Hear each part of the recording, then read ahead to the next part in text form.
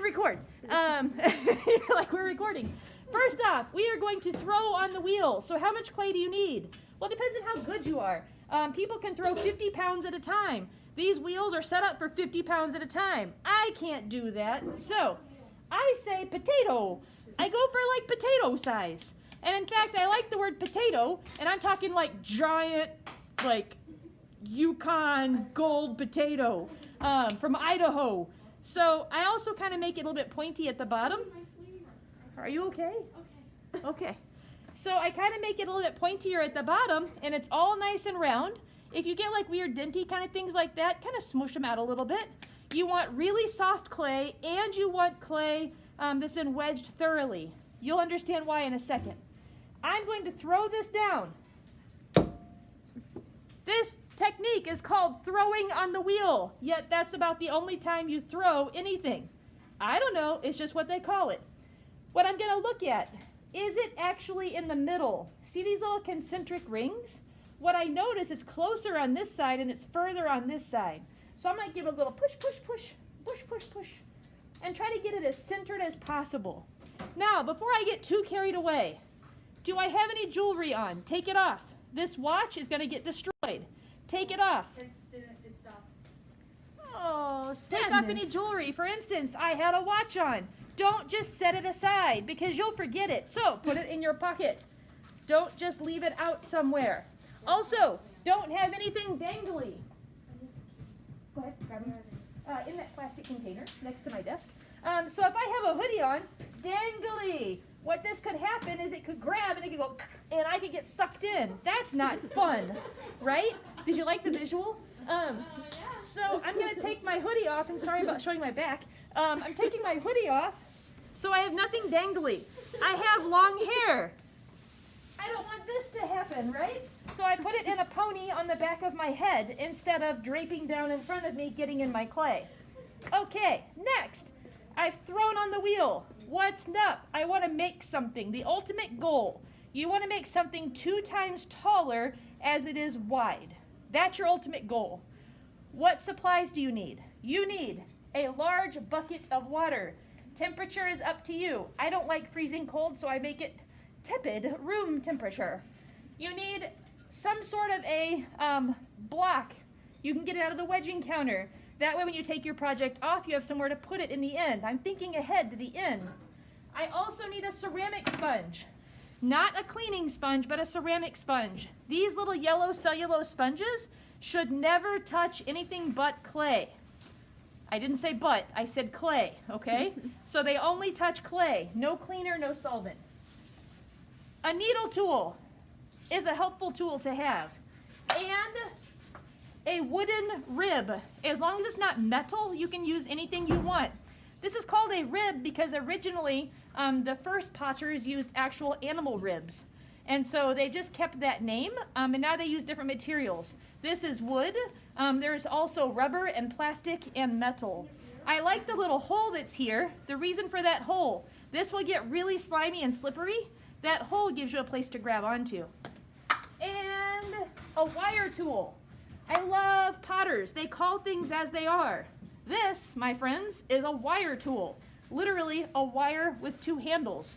2 handles, wire. Okay, that's what you need. Basic tools. You really don't need a lot. It's mainly the wheel that's really hard to get your hands on. Over on the side you currently can't see, there's a power button. I want to make sure the power button is on. Also, there's a foot pedal. Can you see the foot pedal out there? I kicked it way out. Foot pedal. We need to make sure that it's going to be able to be accessible. I'm right-footed, so I put it on my right side. I mean, I'm right-handed, which kind of makes you right-footed. I don't know. So I'm going to set it to the speed that I want, which is full speed ahead. Whoa, what happened? It didn't turn on. You got to turn the wheel on. Full speed ahead. If I put it all the way flat, it's going to go as fast as possible. If I pull it back some, it slows down, but it maintains that speed. What I don't want to hear is this. Ah! That sound is terrible. Inside of that big, bulky looking, strong looking pedal, not strong. Tiny little delicate plastic pieces, and they will break if you slam this down. So do not drive this like a sports car, okay? This is like mom's old beat up whatever that's about to fall apart. Be nice to it. Gonna make it go as fast as possible. Taking my foot off, putting my pedal under my wheel. Now I can focus on wheel. Please take your foot off the pedal, okay? Hi, that's my face. Here's my clay, here's my hands. I want you to watch what I do the first time. So what do you have here? We have wobbly lump of clay in the middle. Watch what I do. And I'm gonna lean forward a whole bunch just so you know. I'm gonna get my hands crazy wet because it's winter and my hands are crazy dry anyway. And watch what I do here. You love that noise.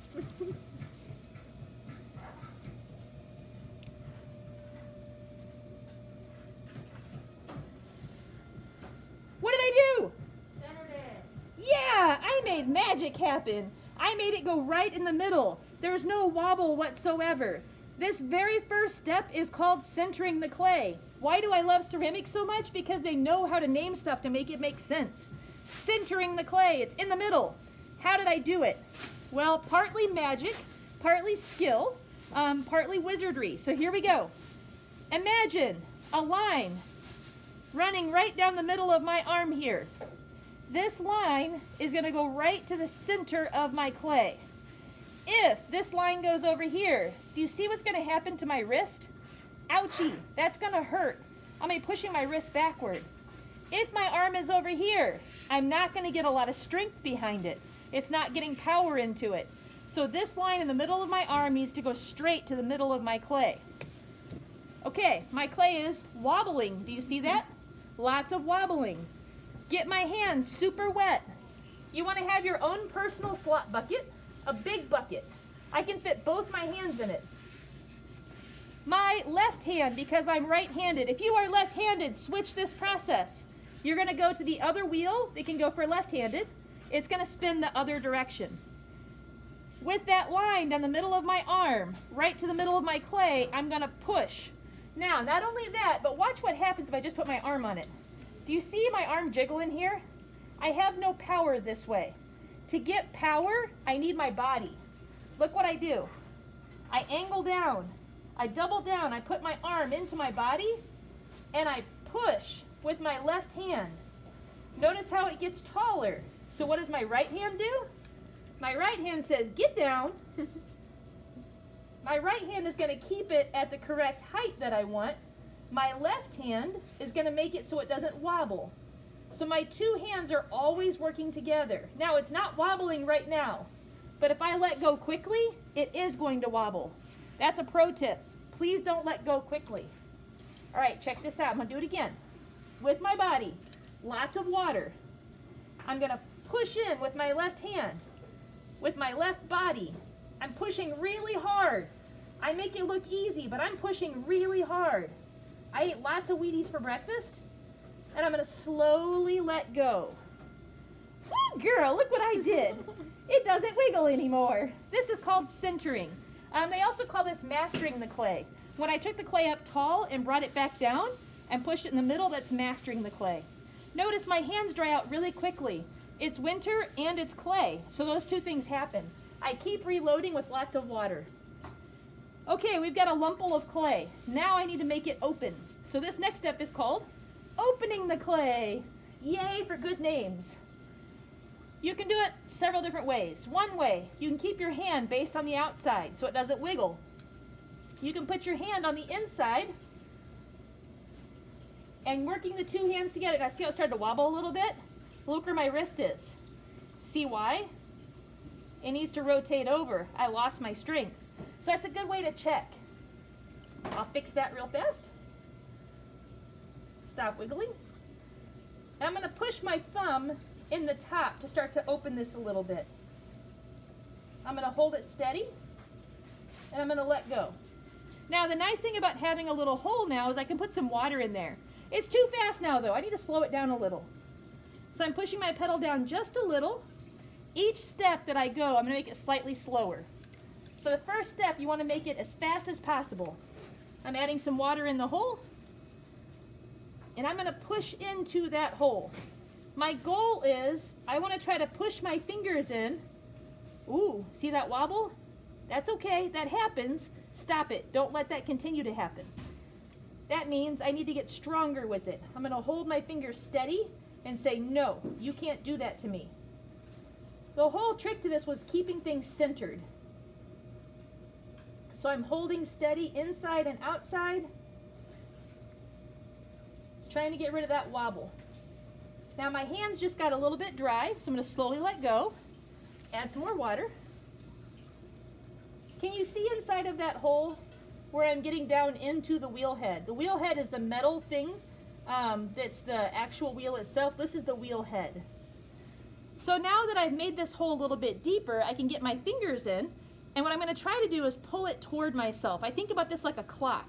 This is 12 o'clock, this is 3 o'clock, this is 6 o'clock, so this has to be 9 o'clock. I'm going to pull this towards 6 o'clock, but if I do it now, it's too fast. Slow it down a little. With really wet hands, I'm going to pull this at 6 o'clock. I'm still going to keep my left hand on the outside. My right hand is pulling toward myself at 6 o'clock, and I already feel a problem with this clay. Remember how I said that wedging is super important?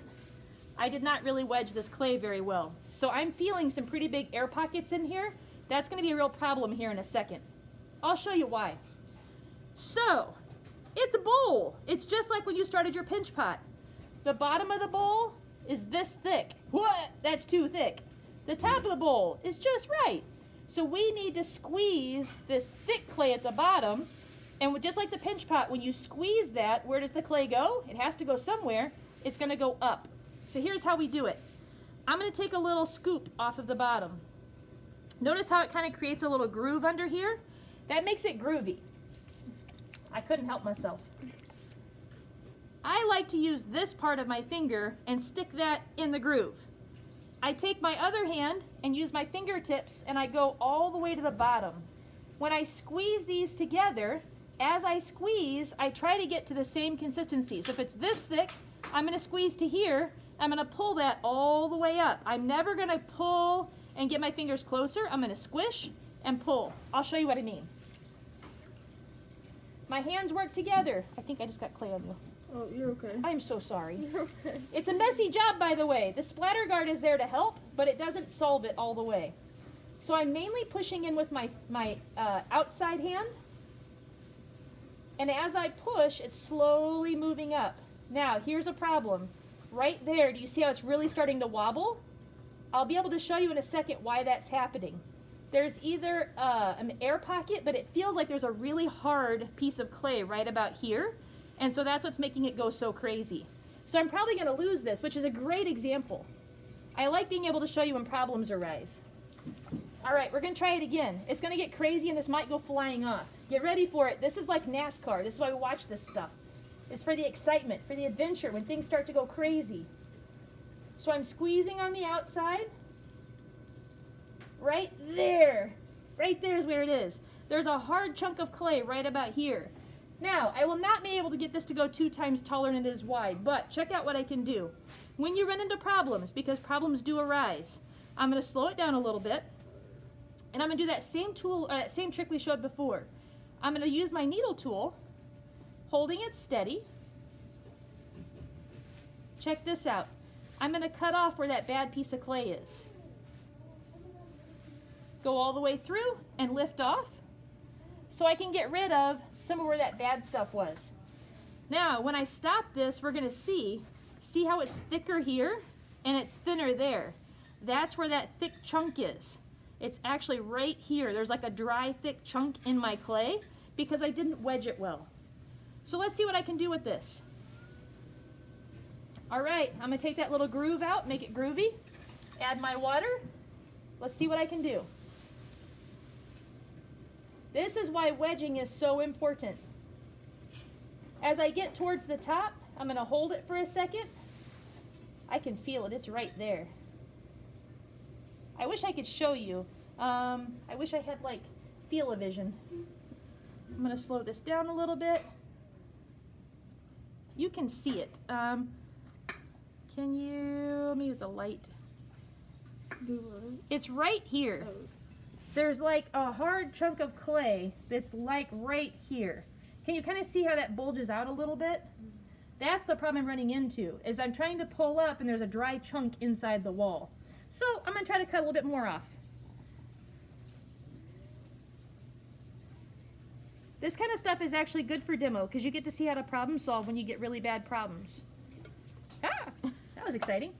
So again, see that bit right there where it's thicker? That's because there's a hard chunk right there. So I'm going to try again. Why not? At least I can still show you the last steps. I just can't show you the actual 2 times taller than wide. And that's okay. Or at least it's going to be okay today. So as I squeeze, it's going to make it get taller. And I keep the same consistency all the way up. And when I get to the top, whoa! So this happened because that hard chunk at the top is heavier, and so it causes that weight to fall down. Now, some people would go, hey, there's actually something kind of cool there. What if you took this and turned this into a pitcher? What if we pulled this out? This became the spout. What if we then put a handle on this side and it kind of has this twisted effect? That's how a lot of pitchers came to existence, is stuff like this. If you don't want to make a pitcher, and I don't, I want to make a cup.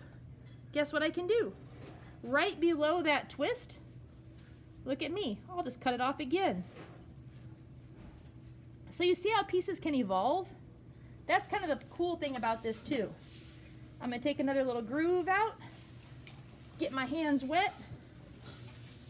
I'm going to do it again, because why not? It's not as big as I want it to be in the beginning, but guess what lesson I learned? It's important to wedge your clay.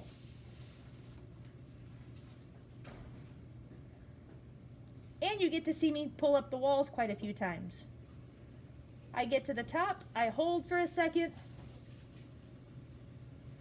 All right, so once you have a shape, a cylinder is what we're going for.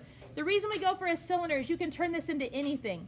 I could have some fun. I could pull out the walls a little bit. I could turn this into a vase. I could flare the lip a little bit. There's a lot of stuff that I can do with it. To finish your piece though, there's a couple things. One, this wooden rib we talked about. All this extra clay down here, we want to cut that away. I angle the rib so the clay is going to come up and over. I wouldn't go this way because the clay is going to get trapped. So I'm going to hold this flat against the wheel head. Again, it's wood, so it's not going to hurt the wheel head. And it's going to cut away that extra clay at the base. Isn't that nice? It just takes all that extra away. I can also hold it against my project and cut away the extra clay down there as well. So this is a really nifty tool for that. Some people just use their fingers. I use this. We've seen the needle tool in action. We use that to be able to cut the top off. So anytime you hold it with both hands steady, slowly move it towards your clay, and then poke it all the way through. It'll take the top off. We can also use the sponge to clean up any edges and kind of round it off and make it nice and even. Most importantly, do not forget this part. I'm going to say a bad word. Are you ready? I know it's coming. Here it is. I learned this from a Japanese potter. And what he told me was, I need to compress the bottom so that I don't get an ass crack. Okay, you only know how confused I was. He's like, yeah, you have to push your sponge down in the bottom and get rid of all the water and push real hard so you don't get an ass crack. And I was like, why are you calling it an ass crack? He's like, no, an ass crack. And so we had this long kind of thing of like, what is an ass crack? What he's talking about is an S crack. What happens is if you don't push down really hard on the bottom here, what will happen, especially if you leave any water in there, so way down in the bottom, is that the bottom will break and it creates an S-shaped crack, so called an S crack. So make sure, really important step, push down in the bottom, compress it, and get the moisture out. Okay, when you're ready to set this thing free, you need a piece of paper. Can somebody grab me a piece of paper? You need a piece of paper to put on the top, so that way it makes it so it's like a little bubble, and so that way it supports it. Thank you so much. So when I put the piece of paper on top, I want it to actually attach all the way around, but you don't want to push it really hard. If you've ever had a balloon and you push on a balloon, you know how it goes back to shape? That's what we're trying to achieve here. If you do not do this step, what can happen is when we go to push on this project, it's going to deflate it and it's not going to go back to the right shape. I'm going to use my sponge. I'm going to add water around my wheel head. And I'm going to use my wire tool. This is the only time metal touches the metal wheel head. I'm going to wrap it really tight around my fingers.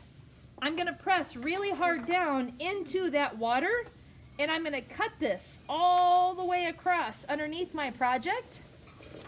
I'm going to grab water on the back side, pull this through again, and this is where I typically get a lot of clay on myself. If you let go of this wire quickly, it's going to shoot out and it's going to throw clay on everything. It's really hard not to make a mess with this. Last step. Do you see these little thumb tabs? This is tricky. You're going to squish. So I'm putting my hand under. I'm going to squeeze. At the same time as I squeeze, watch what my thumb does. It's going to roll under. I'm pushing down and pulling forward at the same time. I'm going to take my little splash guard out. I'm going to grab the board. I'm going to dry off the pinky part of my hand. And I'm only going to push at the wheel head side as far down as I can go because I'm going to trim this later. And I'm going to push my project off onto this board. It should slide right off like that. And woohoo! I've got a finished piece.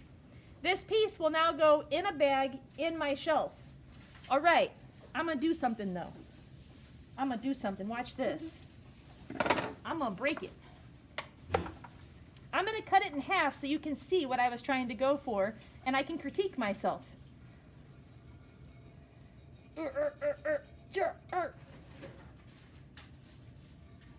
Oh, look at that, you guys. It's pretty. I did good. I did real good. So when I cut this in half, what I'm critiquing is this. The walls are the same consistency all the way up. Notice how it doesn't go super thick to thin? I left it a little thicker here, but here's why. In the end, we're going to let that dry a little. The next day, we're going to come back and put this upside down. And we're going to trim away this part here, and we're going to create a foot. So we're going to cut that part out, and we're going to cut any extra part away from the sides. So imagine then when it's turned right side up, if we cut that little foot piece out, look how good that's going to look. Ooh, girl, look at that. I can cut away all the extras at the bottom where I had to use my hand to push it away. So in the end, it's going to have a really nice foot on it, except for that, whatever that is. Poop. It's going to have a really nice shape to it here. It'll have a foot on it, and that'll be a really nice finished piece.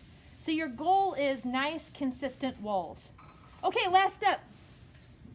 I'm going to get my sponge out of my bucket so it doesn't accidentally end up in the slop bucket. I'm going to go ahead and put my splash guard back on. It just slides on, pops back in place, and I need to clean my wheel because another class is coming in to use this. I have a lot of extra here. I'll take my wooden rib and clean that off. We will only have to clean the splash guard out once a week, so don't worry about that. We're doing the bare minimum to get ready for the next group. I'm going to turn my wheel on. With my sponge, this is the one thing I kind of like cleaning. Check this out. From the middle, I go out to the side. Ooh, look at that, you guys. Yee, it's so pretty. I do that a couple times. And it's ready for the next group. That's all I got to do. Now, if I have time to throw some more, I'm going to take a paper towel, dry this off, get new clay, and do it again. I'm ready to rock and roll again. You have to make sure this wheel head is dry though. If this is wet, it's like a slip and slide. If you put your clay on a wet wheel head and you make it go, it's going to fly off and splatter against the wall. This is the electric wheel.